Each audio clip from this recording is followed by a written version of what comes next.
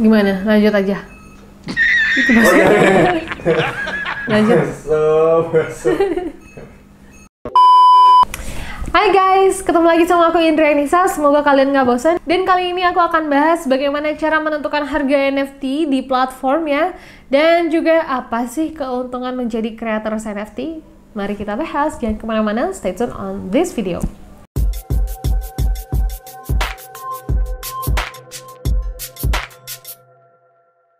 Oke, guys, sebelum kita mulai, disclaimer dulu bahwa kita bukan penasihat keuangan teman-teman, dan tentunya informasi yang kita berikan dapat berubah sewaktu-waktu. So you guys jangan lupa juga untuk subscribe kita di NFT Academy Indonesia dan juga follow kita di Instagram @nftacademy.id. Oke, yang pertama mau kita bahas adalah cara menentukan harga di NFT. Gimana sih ketika misalnya kita bikin project, harga yang tepat tuh berapa? 0,25 kah? Apa nggak kemahalan? Apa karena gue pengen untung besar akhirnya pasang harga 3000 ETH gitu ya? Atau 100 ETH maybe, atau 50 ETH at least ya? Ya teman-teman, sabar dulu. Ketika kita mau menentukan harga sebuah project, banyak yang harus kita pertimbangkan, bisa dari komunitasnya, terus juga artnya seperti apa, utility-nya bagus atau enggak, dan lain sebagainya. Nah, biasanya kita juga harus lihat platform mana yang emang kita mau terjuni. Misalnya, aku beri contoh OpenSea ya. Teman-teman bisa lihat project-project serupa atau project-project yang bisa jadi referensi teman-teman itu, pasang tarif di harga berapa ketika minting atau misalnya public sale misalnya ya. Teman-teman bisa lihat aja dan juga bisa riset. Tentunya teman-teman bisa pasang harga tipis-tipis lah dari situ ya. Misalnya teman-teman punya project 3D yang kayak DEP misalnya. Terus kita lihat DEP ini awal-awal pasang harga berapa? 0,25. Terus kita lihat project 3D lainnya yang serupa kayak MGDC, itu pasang harga di 0,25 juga. Ya teman-teman mungkin ngerasa ada kesamaan sama project-project tersebut, akhirnya teman-teman bisa pasang harga di 0,25. Atau misalnya teman-teman pengen harga yang lebih murah dari itu supaya orang-orang mau beli, ya bisa banget ya, itu tergantung dari teman-teman. Tapi biasanya harga 0,1 itu adalah harga yang paling murah di OpenSea untuk sebuah project. Nggak paling murah juga sih, karena ada juga project yang memang pasang harga di 0,005 ETH, Ethereum, tapi ternyata projectnya melejit banget. Jadi semuanya tergantung dari kebijakan para creators dan juga artnya tersebut seperti apa, dan kekuatan komunitas, dan juga tentunya utility-nya seperti apa. And next, kalau misalnya teman-teman emang mau nyemplung bukan di OpenSea tapi nyemplungnya di Tezos ya, dan Tezos ini merupakan salah satu platform juga jual beli NFT, bisa teman-teman cek. Satu Tezos itu di situ kalau nggak salah harganya Rp40.000, dan kalau teman-teman emang ingin nyemplung di Tezos ya at least 2 Tezos oke lah, karena masih untung banget 2 Tezos itu ya, berarti 80 ribuan ya. Dan teman-teman balik lagi, teman-teman bisa coba riset project serupa yang mirip atau menjadi referensi project kalian itu, pasang harga di berapa, utility-nya seperti apa, dan artnya seperti apa gitu.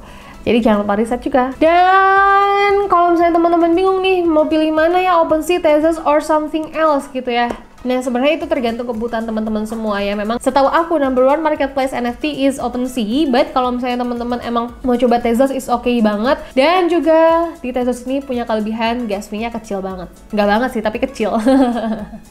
Lebih kecil dari OpenSea tentunya.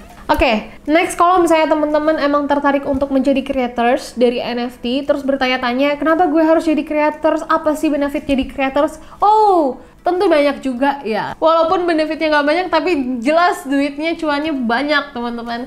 So, benefit dari creators yang bisa teman-teman rasakan adalah tentunya ada personal branding atau brand positioning sebagai creator, di mana teman-teman punya portofolio tentunya sebagai pembuat creator, dan itu juga sangat-sangat bagus ketika memang teman-teman punya crypto community, atau misalnya teman-teman memang di circle crypto, per kriptoan, per NFT-an, dan memang orang-orang yang mengerti akan NFT gitu ya, dan melihat kalian sebagai creators itu akan sangat amat dihargai sekali, karena menjadi creators itu nggak mudah gitu, nggak mudah-mudah amat, dan juga nggak susah-susah amat ya.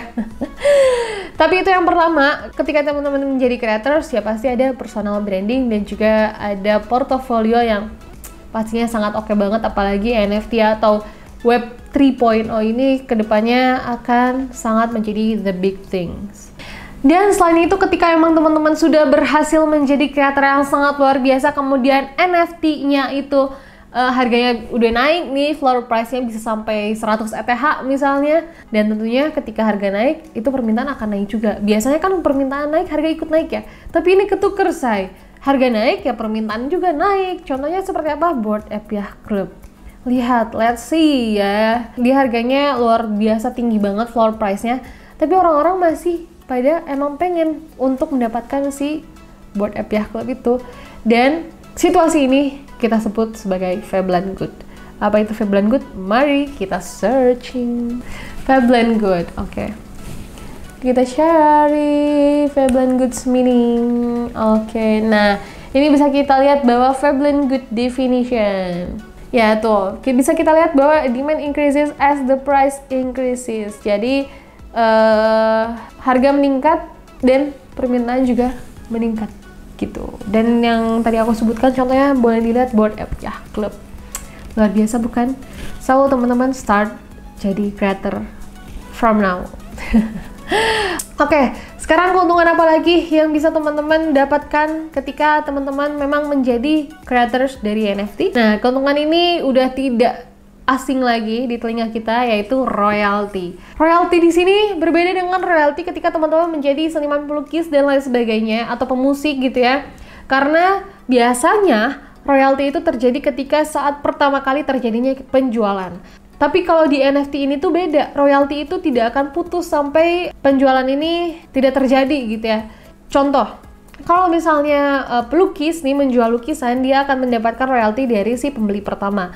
Tapi kalau NFT, royalty itu tidak akan terputus. Misalnya aku beli NFT di si KKA, kemudian KKA ini akan dapat royalty dari aku karena aku berhasil membeli NFT beliau. Kemudian aku jual lagi lah ke KKB gitu ya. Nah, kemudian KKB membeli ke aku, tapi tetap aja nih KKB ini sudah otomatis membayar royalty fee kepada si KKA atau creators NFT tersebut. Ya terus gitu aja terus, tidak akan terputus selama penjualan itu terjadi. Jadi royalty akan terus ada, dan besaran royalty itu tergantung dari creators masing-masing, bisa 5%, 10%, atau 20% ya tergantung dari creatorsnya. So, you guys, kebayang gak sih kalau kalian emang mulai dari sekarang, start from now, to be NFT creators. So you guys harus banyak riset untuk menjadi creator NFT, dan tentunya jangan sampai kecuri start sama yang lain. So itu dia yang bisa aku share di video kali ini. Aku Indrianisa, jangan lupa untuk subscribe YouTube kita di NFT Academy Indonesia, dan follow Instagram kita di @nftacademy.id. Sampai ketemu di video selanjutnya, bye bye.